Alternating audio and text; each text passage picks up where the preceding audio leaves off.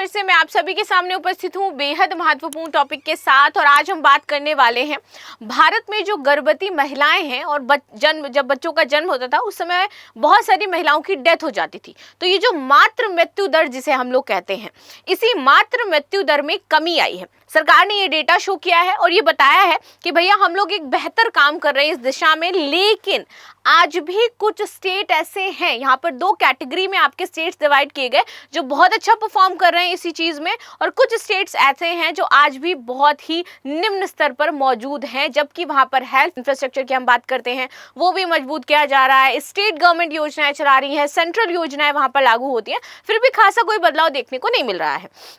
इसके लिए क्या योजनाएं सरकार चला रही है, इन सारी चीजों के बारे में बात कर लेंगे। तो चलिए क्लास को शुरू कर लेते हैं। ये है हमारी न्यूज क्या थी? Government data shows India's maternal mortality ratio is declining, few laggard state showing progress. ठीक है, और कुछ यहाँ पर जो बुरे स्टेट्स थे वो भी अच्छा प्रोग्रेस कर रहे हैं, बट यहाँ पर कोई भी बहुत, अगर मैं बात करूं कि बड़ा चेंज आ रहा है या फिर उन स्टेट्स में कुछ बेहतर व्यवस्थाएं लागू की जा रही हैं, तो वैसी चीजें नहीं हुई हैं। आगे आते हैं। रजिस्ट्रार जनरल कार्यालय जो है, इनके द्वारा एक रिपोर्ट पेश की गई, हालिया आंकड़ा जारी किया गया, आज का ही आपका ये न्यूज हो जाता है। इसमें बताया गया कि भारत की जो मातृ मृत्यु दर है उसमें सुधार देखा गया। अब इसमें मातृ मृत्यु दर सुधार जो है वो बहुत सारे इंडेक्स में, अगर आपको पता हो तो, नोट किया जाता है, उसके एक पैमाने में आता है। तो यानी कि अब बहुत सारे ऐसे इंडेक्स जहां पर ये रेशियो देखा जाता होगा, वहां पर हमारी रैंक इंप्रूव होगी, इसलिए बहुत ही ज्यादा इंपॉर्टेंट हो जाता है, एग्जाम के पॉइंट ऑफ व्यू से बहुत ही ज्यादा इंपॉर्टेंट है, राइट। 2019-21 की बात करें तो यहाँ पर जो MMR रेट हमारा हुआ करता था वो 93 प्रति लाख जीवित जन्म था, जो कि आपका 2020-22 में घट करके 88 प्रति लाख जीवित जन्म दर हो चुका है। ठीक है, यह कमी भारत में मातृ स्वास्थ्य जो सुधार की दिशा है और उसके लिए सरकार जो प्रयास कर रही है उसको दर्शा रही है। लेकिन कुछ पिछड़े राज्यों की प्रगति अभी भी धीमी बनी हुई है और ये राज्य सबसे ज्यादा चिंता का विषय है। देखो, अब ये जो डेटा है ना, सरकार इसको क्यों लेकर के आ रही है, बार बार इस पर ध्यान क्यों दे रही है? क्योंकि हमने यहाँ पर 2047 का लक्ष्य हासिल करने की बात कही है। अब हमने कहा है कि इसमें जो कुछ राज्य जिनकी धीमी गति है उसको तेज करना है, तो उनमें इन सारी चीजों में हमें सुधार करना होगा, क्योंकि ये सारी चीजें आपके इंटरनेशनली भी देखी जाती है और साथ ही साथ जैसे मैंने बताया कि बहुत सारी ऐसे आपके इंडेक्स होते हैं जिनमें ये डेटा यूज किया जाता है, उसके बाद इंडिया को रैंक मिलता है, राइट।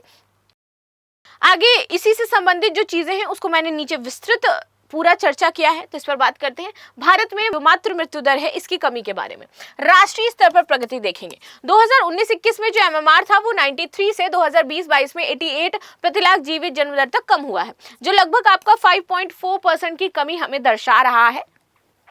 ये कमी भारत की स्वास्थ्य योजनाओं की जो सक्सेस है शायद उसको उजागर करती हुई हमें नजर आएगी। जैसे कि हमारे पास एक योजना है, जननी सुरक्षा योजना, बहुत ही ज्यादा इंपॉर्टेंट है, चल रही है। इसके तहत गांव-गांव में गोद भराइयां करवाई जाती हैं, पैसे दिए जा रहे हैं, राशन दिए जा रहे हैं, ये सारी चीजें आंगनबाड़ी के थ्रू इन योजनाओं को विस्तृत किया जा रहा है। प्रधानमंत्री सुरक्षित मातृत्व अभियान और प्रधानमंत्री मातृ वंदन योजना, ये आपकी प्रभावी तरीके से काम कर रही है और वाकई बहुत बेहतर तरीके से वर्क कर रही है। आप गांव में देखो जाकर के, तो जो गर्भवती महिलाएं हैं उनको एक्स्ट्रा राशन भी दिया जा रहा है, उनको पैसे भी प्रोवाइड करवाया जा रहे हैं ताकि वो अपना जिला अस्पतालों में जाकर के बार बार अपना ट्रीटमेंट करवा सके, चेकअप करवा सके। जिला अस्पतालों में भी बहुत सारी छूट उनको दी जा रही है, मुफ्त दवाइयाँ प्रोवाइड करवाई जाती हैं, मुफ्त हेल्थ जो चेकअप है वो करवाया जा रहा है, ताकि इस रेशियो को थोड़ा सा हम बेहतर कर सके, और ये बहुत ही ज्यादा इंपॉर्टेंट भी हो जाता है। अन्य योगदानकर्ता कारक इसमें शामिल हैं, जैसे कि प्रसव पूर्व देखभाल और संस्थागत प्रसव में वृद्धि। 2019-21 के अनुसार 88.6 प्रसव अस्पताल में दर्ज किए गए, क्योंकि पहले हमारे यहाँ पर कल्चर हुआ करता था कि भाई हम लोग क्या है, घर में दाई को बुला लेते थे, लेकिन अब ये चीजें धीरे धीरे समाप्त हो चुकी हैं। 88% अब प्रसव आपके हॉस्पिटल्स में हो रहे हैं, और सबसे ज्यादा इंपॉर्टेंट चीज कि अब सिजेरियन डिलीवरी बहुत ज्यादा बढ़ गई है, जो कि वाकई खतरा है महिलाओं के लिए। ये तो अच्छी चीज है कि हम हॉस्पिटल्स तक जा रहे हैं, गाँवों में भी पहुंचे हॉस्पिटल तक, लेकिन सिजेरियन डिलीवरी बहुत अच्छी नहीं है। सरकार इसको लेकर के भी कह रही है कि आपको इस तरीके की डिलीवरीज नहीं करवानी चाहिए। बहुत सारे देशों ने सिजेरियन डिलीवरी पर बैन लगा दिया। You know what, why? Because caesarean delivery के बाद बहुत सारी महिलाएं दोबारा कंसीव नहीं कर पाती। तो ऐसे देश जैसे कि तुर्की हो गया, तुर्की ने ये काम किया, इसलिए मैं बता रही हूँ क्योंकि उसकी जनसंख्या डिक्लाइन हो रही है, तो उसने बोला कि महिलाएं सिजेरियन डिलीवरी नहीं करवाएंगी क्योंकि इससे वो दोबारा मां नहीं बन पा रही है। ठीक है, आगे आते हैं। बेहतर स्वास्थ्य बुनियादी ढांचा जैसे कि प्राथमिक स्वास्थ्य केंद्र, हमारे सामुदायिक स्वास्थ्य केंद्र, इनकी संख्या में वृद्धि कर दी गई है। आपके गांव जिला स्तर पर बहुत सारे स्वास्थ्य केंद्र बना दिए गए हैं। स्वच्छता और पोषण सुधार जैसे स्वच्छ भारत मिशन और पोषण अभियान चलाए जा रहे हैं। भारत 2030 तक, ये वाली लाइन ध्यान से देखना, 2030 तक संयुक्त राष्ट्र के सतत विकास लक्ष्य के तहत एमएमआर को 70% से कम करने की दिशा में अग्रसर है। और ये डेटा इसलिए इंपॉर्टेंट बहुत ज्यादा हो जाता है, मैंने आपको क्या बताया कि एग्जाम के पॉइंट ऑफ व्यू से बहुत ज्यादा जरूरी है, क्योंकि 2030 तक हमारा था सस्टेनेबल डेवलपमेंट जो गोल है, उसमें एक चीज शामिल थी कि हमें जो एमएमआर रेशियो है ना वो 70% से कम करना है। और फाइनली उस दिशा में हम आगे बढ़ते हुए नजर आ रहे हैं। पिछड़े राज्यों की धीमी प्रगति, अब देखिए उच्च एमएमआर वाले राज्यों की बात करें तो असम यहां पर सबसे पहले आपको देखने को मिलेगा। असम में 2018 और 20 में जो आपका एमएमआर रेशियो था वो 195 था। भैया 1 लाख में से 195 जो महिलाएं होती थी वो उनकी डेथ हो जाती थी डिलीवरी के समय। राष्ट्रीय औसत से 2 गुना से भी अधिक हो जाता है ये, कि अन्य जो स्टेट है उनमें 2 गुना से भी अधिक की संख्या सिर्फ और सिर्फ असम के पास है। चाय बगान क्षेत्रों में स्वास्थ्य सेवाओं की कमी और कुपोषण यहाँ का प्रमुख कारण हो जाता है। सेकंड आ जाता है हमारा उत्तर प्रदेश। यहाँ पर एमएमआर रेट था आपका 167, क्योंकि उत्तर प्रदेश में आज भी ऐसे गांव हैं जहां पर आपको बिजली नहीं देखने को मिलेगी, जहां पर आपके हॉस्पिटल्स 20 से 30 किलोमीटर दूर पर है। ये समस्या है कि महिला हॉस्पिटल तक पहुंच ही नहीं पा रही है, उनकी डेथ हो जा रही है रास्ते में। 2020-22 में इनमें कुछ सुधार हुआ है और सुधार होकर के अभी 150 के आसपास पहुंचने का अनुमान है, लेकिन अभी भी राष्ट्रीय औसत से आपकी अधिक ही हो जाती है। मध्य प्रदेश की बात करते हैं, एमएमआर यहां पर 173 2018-20 में था। ग्रामीण और जनजातीय क्षेत्रों में स्वास्थ्य सुविधाओं की यहां पर कमी देखने को मिलेगी। इसके बाद आते हैं बिहार में, ये स्टेट है जहां पर खराब प्रदर्शन कर रहे हैं इस एमएमआर की श्रेणी में, और इनमें ज्यादा सुधार की आवश्यकता होती है। इसके बाद बेहतर कौन से कर रहे हैं वो भी हम बात करेंगे। बिहार यहाँ पर 118 है आपका 2020 में, जहां शिक्षा, जागरूकता और स्वास्थ्य बुनियादी ढांचा हो जाता है वो बेहद ही चरमराया हुआ है।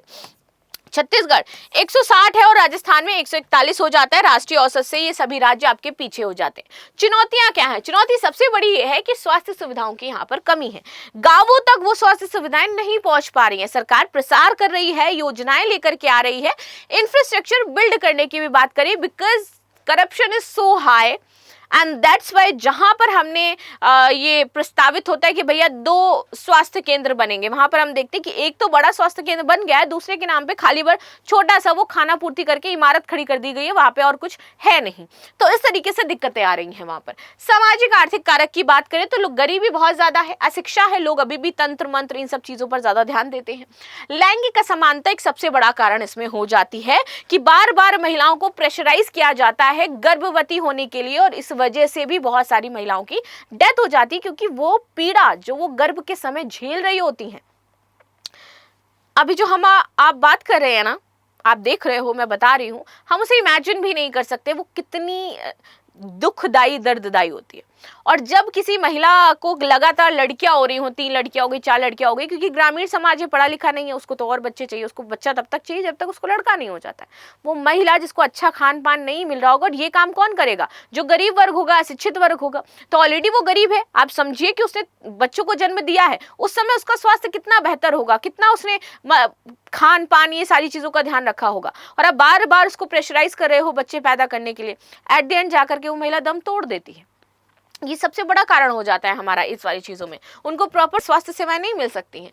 NFHS 5 के अनुसार 52.1% महिलाएं गर्भावस्था के दौरान पूर्ण ANC प्राप्त नहीं करती हैं, नहीं मिल पाता उनको।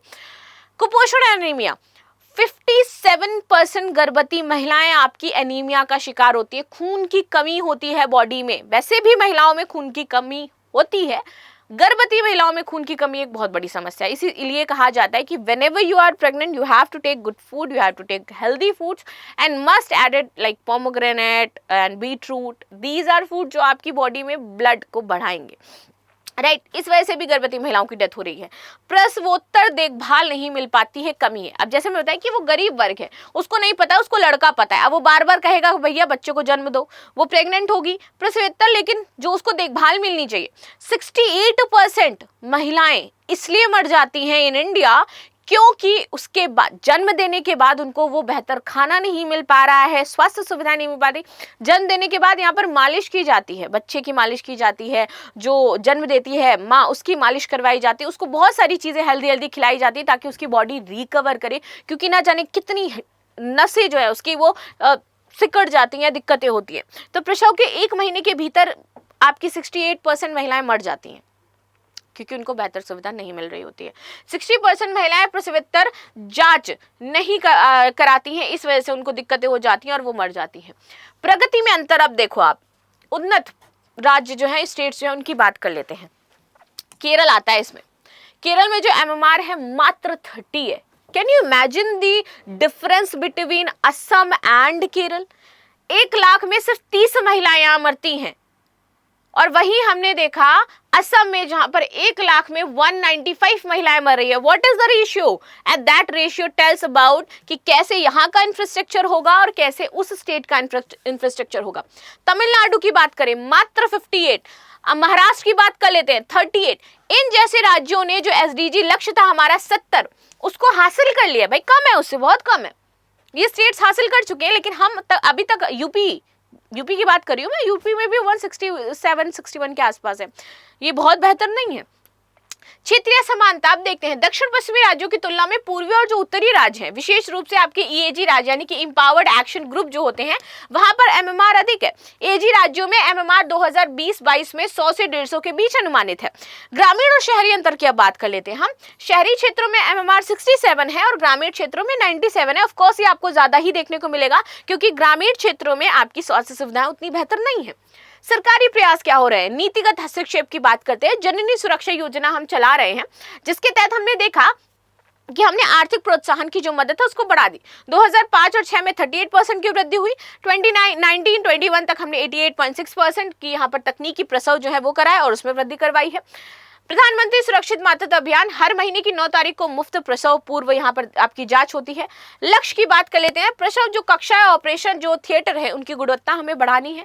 आयुष्मान भारत के तहत 50 करोड़ लोगों को स्वास्थ्य बीमा, जिसमें मातृ स्वास्थ्य सेवाएं हैं, उसको कवर किया जा रहा है। बुनियादी ढांचागत विकास की बात कर लेते हैं कि ये जो हम मेडिकल कॉलेजेस और ये जो सरकारी हॉस्पिटल्स, इन सब के बनाने की जो हम बातें कर रहे हैं, तो देखो मेडिकल कॉलेज 387 आपके बढ़ करके 750 हो गए। कब से कब तक? 2014 से 2023 तक अगर बात करें तो हमने 750 मेडिकल कॉलेजेस बना लिए हैं all over the India. AIIMS की संख्या 1 से बढ़कर के 23 हो गई है हमारे भारत में। उत्तर प्रदेश की बात कर लेते हैं। इंपॉर्टेंट क्यों हो जाता है हर जगह उत्तर प्रदेश? सबसे बड़ा राज्य है, सबसे बड़ा राज्य। उत्तर प्रदेश की जनसंख्या ऑस्ट्रेलिया की जनसंख्या के बराबर है।